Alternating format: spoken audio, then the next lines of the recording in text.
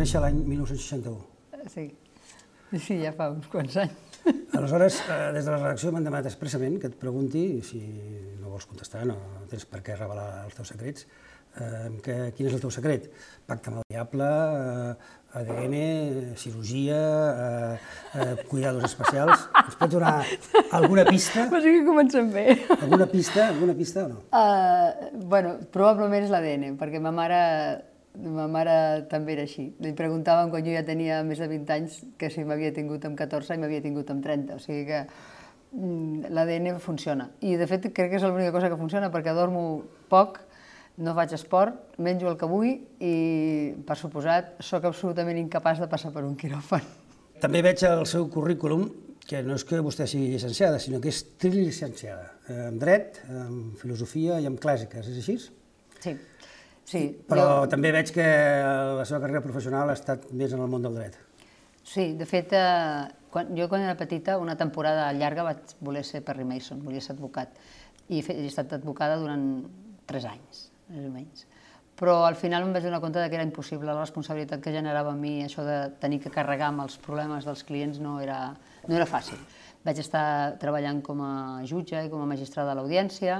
Però també vinculada amb el món del dret, encara que no sigui... Sempre vinculada al món del dret, perquè he estat tota la vida professora d'universitat, des de pràcticament d'abans d'acabar la carrera, i la major part del meu temps l'he dedicat al dret. De tota manera, és cert que vaig fer la tesi doctoral en temes una mica complicats, fonamentalment perquè estava feta, els textos que jo analitzava estaven en grec, bizantí, i solament traduïts al llatí, vaig fer la carrera de filologia.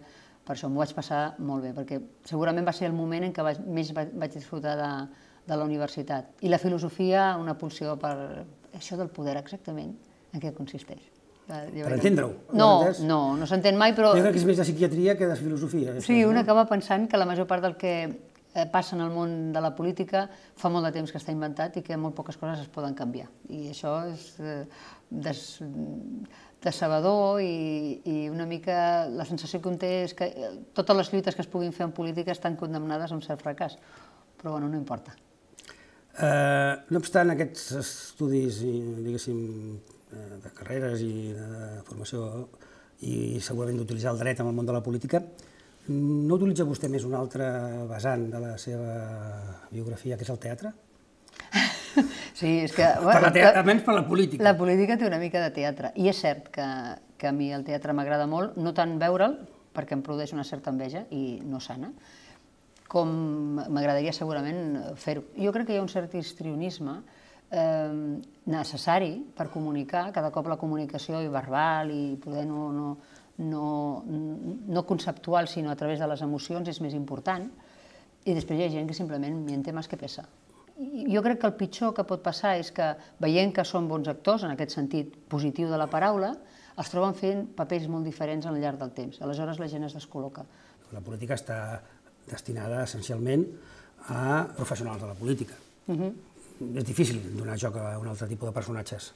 És difícil, però hi ha gent que s'ha tornat a incorporar feines, com fins i tot la Mina. Jo recordo algun dirigent d'Izquierda Unida que ho va fer, i aquest probablement no és el cas. Però jo crec que donar un límit i comprometre tota la societat en que aquesta reincorporació de les persones des de la vida pública o de la vida política a la vida civil sigui possible, hauria de ser un repte.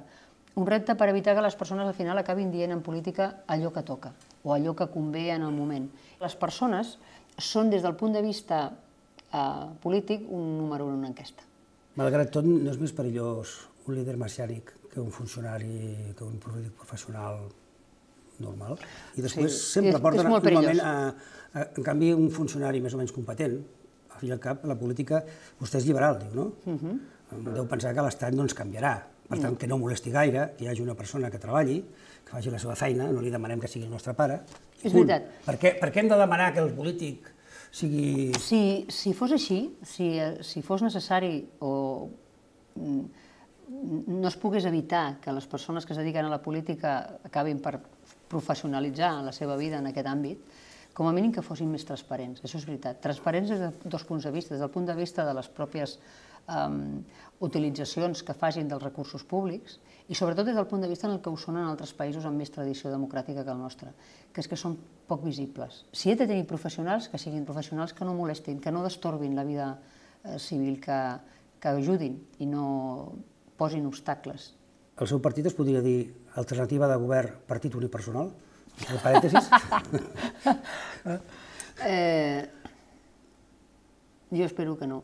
Això és una aposta conjuntural o és una aposta de futur? És moltes coses. A mi m'agradaria que fos la llavor d'un partit liberal a Catalunya. Un partit liberal en el sentit en el que ho són els britànics, que ja tenen una força que a més es veu, o fins i tot els alemanys, que ja tenen una capacitat d'haver construït un missatge propi de liberalisme polític, no liberalisme econòmic. El liberalisme polític el que reivindica és la construcció i la dignitat de les llibertats civils. I això passa per moltes coses, per aconseguir una premsa més lliure i més independent, per aconseguir unes institucions que no estiguin polititzades sistemàticament, és a dir, fer una reforma des del punt de vista de les institucions, per aconseguir una classe política que estigui menys vinculada a les endèmies de partits i més vinculada a les persones a les que representen. És a dir, és una gran revolució des del punt de vista del que ha suposat en el món a l'aportació que va fer en el seu moment el liberalisme que ha construït Europa. Ja dic, amb aquesta vessant més catòlica o més de solidaritat que ha tingut a l'Europa enfront a l'altre costat de l'Atlàntic.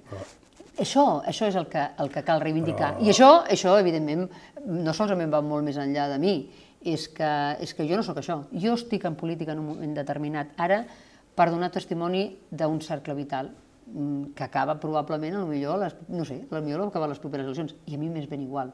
Jo el que sé és que vaig entrar en política de la mà d'una persona pensant que en un partit polític hi trobaria certes coses que no vaig trobar, vaig sortir i ho vaig denunciar i he d'acabar. Jo haig de consumir el meu torn arribant fins al final. Tinc els meus dubtes de que jo pugui fer res, però no m'importa. Jo el que haig de concloure és el meu cicle. Si a més sóc capaç de recolzar i de donar les primeres llavors a un moviment liberal a Catalunya, jo ja hauré escrit el trosset de la història que a mi m'agradaria poder escriure. Si el Partit Popular estigués presidit per una tal Montserrat Nebrera, què seria diferent a Catalunya? És que això és un pressupost impossible. Amb la sintonia que jo duia, i per la qual vaig fer allò, ja era impossible que es produís, però imaginem que no hi hagués hagut el Puigcerazo i una persona aterrada de no sé quan, 4 dies abans. Imaginem que s'hagués fet les coses com semblava que s'havien de fer. Al cap de 4 dies ens haguessin posat una gestora. Perquè el que jo demanava i el que creia que s'havia de fer era la refundació del partit aquí. Era la reconsideració del que havia de ser el Partit Popular. Era el que creia que havia de ser un partit liberal perquè Convergència no ho era, perquè aquesta voluntat d'ocupar tota la centralitat li feia fer tots els papers de l'AUCA. I bueno, està molt bé per UCD als anys quasi bé als 80, però a hores d'ara jo crec que malgrat que probablement a les properes eleccions tindrà la responsabilitat de governar, Convergència i Unió no és un projecte polític ideològic en sentit real de la paraula, no hi ha una oferta ideològica real, sinó que és un poti-poti en el que molta gent s'hi sent identificada amb Catalunya. Però això ja cal que acabi. I per això que cal que acabi això és la demostració que nosaltres hem de fer aquí una transició. I aquesta transició ve determinada perquè la gent entengui que s'ha de ser transparent en l'oferta ideològica i que totes aquestes ofertes ideològiques han d'existir, de tal manera que després pugui el governant optar. Perquè governar no és tant estar en un lloc o en un altre de l'arc ideològic, com ser capaç de veure quines són les coses que en les polítiques públiques s'han de fer en cada moment de la història. I això Convergència guanyarà però no ho podrà fer, perquè no està abocada, és a dir, el projecte està des del punt de vista, com podríem dir, des del punt de vista estructural, està pensat per una altra cosa, està pensat per governar a qualsevol preu en qualsevol tipus de missatge ideològic. Jo entenc que la gent estigui cansada de tripartit i es llanci directament a les flames des de la casserola, però són les flames, allò era la casserola, però són les flames. És a dir, és absolutament imprescindible generar aquest partit liberal. I el Partit Popular ha decidit fer un altre tipus de discurs, que és radicalitzar certs missatges, està obsessionat amb Plataforma per Catalunya i Ciutadans i a veure qui la diu més grossa, i ha perdut de vista la responsabilitat. Per acabar, tracti de convèncer en 2 minuts un votant indecís perquè la voti el pròxim dia 28. Bé, què és el que ens agradaria? Doncs que els votants descontents pensessin que hi ha una oportunitat de creure en algú i que algú no els hi fallarà, que no estarà per les flors, sinó que estarà pel tronc de la cosa, que parlarà dels temes que interessen la gent, que creu que és absolutament imprescindible recuperar una qualitat educativa que ens projectarà en el món i que serem capaços de condicionar, si ens donen la seva oportunitat, un govern perquè sigui possible una llei electoral diferent un sistema igualitari en les oportunitats per totes les formacions polítiques, perquè aquella gent que no té veu, que pugui tenir-la i que, per tant, el sistema sigui una mica més just. Tot això. Molt bé, doncs que tingui molta sort a les eleccions. Gràcies.